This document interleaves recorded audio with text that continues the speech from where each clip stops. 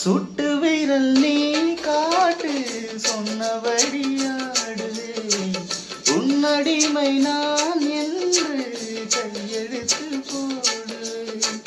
உன்னுதிரம் போல நான் உன்னுடலில் ஓடுவேன்.